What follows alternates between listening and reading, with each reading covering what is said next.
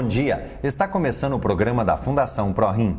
Na semana passada mostramos uma salada e um hambúrguer de soja, que são ricos em fibras e um excelente alimento. Bom, Giana, você como nutricionista da Fundação, a fibra realmente é muito importante como alimento. Como alimento, ela está sendo estudada com seus efeitos benéficos para tratamento de vários tipos de patologia, muito mais pela prevenção também. A fibra ela tem efeitos realmente muito bons, comprovados já cientificamente. No caso da prevenção, como que ela pode ajudar? Ela pode ajudar, por exemplo, na prevenção das dislipidemias, né? Ela ajuda a não absorver toda a gordura da dieta, ela ajuda a digerir melhor a gordura da dieta e ser eliminada essa gordura através das fezes. Bom, semana passada nós falamos da questão da hipertensão.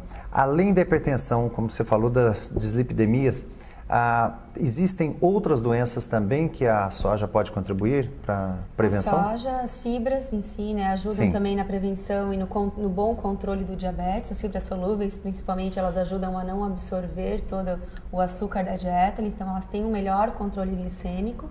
É o ideal pacientes tanto com diabetes ou aqueles que estão querendo prevenir que tenham um bom consumo de fibras, até para o bom funcionamento do intestino, para quem quer controlar o peso, como as fibras elas auxiliam na saciedade, elas aumentam o tempo de saciedade, então a pessoa acaba ficando mais tempo satisfeita e comendo menos calorias com o passar do dia. Qual que seria esse mecanismo de ação? Elas, no caso, como você comentou, ela dá uma sensação de saciedade. Por quê? Porque ela chega a inchar dentro do estômago. Ela aumenta o bolo fecal, ela atrasa o trânsito intestinal, ela aumenta o tempo de digestão, então acaba absorvendo melhor os nutrientes e atrasando esse tempo, tu fica satisfeito por mais tempo. Bom, Giana, no caso, por exemplo, da dislipidemia, do colesterol, e ela ajuda a melhorar o colesterol bom, não é isso? Ajuda a melhorar o colesterol bom e diminuir o colesterol ruim também, Como ela ajuda na não absorção da gordura, como se ela estivesse quelando a gordura, Então ela ajuda a ser eliminada uma boa parte aí pelas fezes. Ela ajuda a diminuir o colesterol ruim também. Tá. No caso das fibras, quais são os alimentos ricos em fibras? É bem tranquilo de gravar os alimentos ricos em fibras, porque são os alimentos integrais, como o pão integral, as próprias fibras que a gente compra separadamente, como a linhaça, flocos de aveia, granola. E os mais simples são as frutas e as verduras cruas, Lembrando que quanto mais manipulação tem, vai se perdendo. Então as verduras cozidas já perdeu-se boa parte delas. Um suco de frutas tem menos fibras do que a própria fruta in natura. Mas nesse caso, por exemplo, você citou alguns grupos como legumes e verduras. Tudo que é verdura e tudo que é legume tem fibra? Todos têm uma boa quantidade de fibra, principalmente os folhosos, os talos e as sementes, mas todas têm um pouco de quantidade, Então, no caso, por exemplo, vagem, feijão... As leguminosas, feijão, ervilha, a própria soja, também tem fibras, mas a gente tem que pensar daí, Por exemplo, uma vagem, é difícil a pessoa que come ela crua, Então vai se perder um pouco durante o cozimento. Agora, aqueles vegetais que tem costume de comer cru, como as folhas, um alface, uma selga, um tomate, eles já têm uma quantidade maior, porque não vai passar pelo processo de cozimento. No caso, Giana, batata, aipim, tem fibra?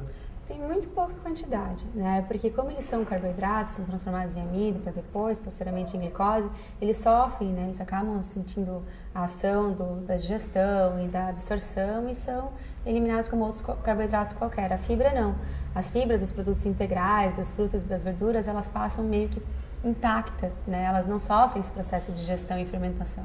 Então, por isso que elas auxiliam na prevenção e tratamento dessas doenças que a gente tinha comentado anteriormente. No caso, qual que é a quantidade ideal de consumo de fibra? O recomendado é de 25 a 35 gramas por dia.